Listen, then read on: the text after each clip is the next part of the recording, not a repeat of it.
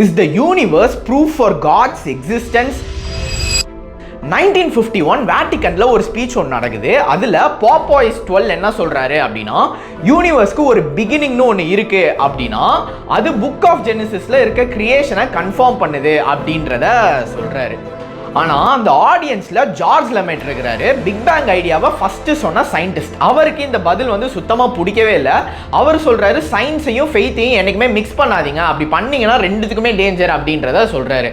அப்போது ஒரு கொஷின் ஒன்று வருது. அக்கார்டிங் டு கலாம் ஆர்குமெண்ட், ஏதாச்சும் ஒன்று பிகின் ஆகணும் அப்படின்னா அதுக்கு ஒரு காஸ் இருந்தே ஆகணும், அப்போதான் அதால் தொடங்கவே முடியும். யூனிவர்ஸ் பிகின் ஆச்சு, அப்போது அதுக்கு ஒரு காஸ் கண்டிப்பாக இருக்கணும். அதை தான் நிறைய பேர் காட்னு ஐடென்டிஃபையும் பண்ணுறாங்க. இதுக்கு நிறைய ஃபிலாசபர்ஸ் அண்ட் சயின்டிஸ்ட் என்ன சொல்கிறாங்க அப்படின்னா, காஸ் இருந்தால் அது காடு தான் அர்த்தம் கிடையாது. Meaning it does not have to be a single personal omnipotent being that we worship as a god. அதாவது அது வந்து ஒரு குவாண்டம் ஸ்டேட்டாக கூட இருக்கலாம், ஆர் ஈவன் சம்திங் இம்பர்சனல் அப்படிங்கிறத சொல்கிறாரு.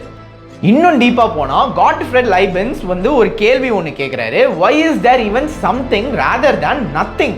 எக்ஸாக்ட் வேர்ட்ஸில் சொல்லணும் அப்படின்னா, யூனிவர்ஸ் இஸ் கான்டிஜென்ட், அதாவது something that didn't have to even exist but it actually exist. Why? So அப்போது கடவுள் இருக்கிறாரு அப்படிங்கிறத அவர் சொல்லி முடிக்கிறாரு.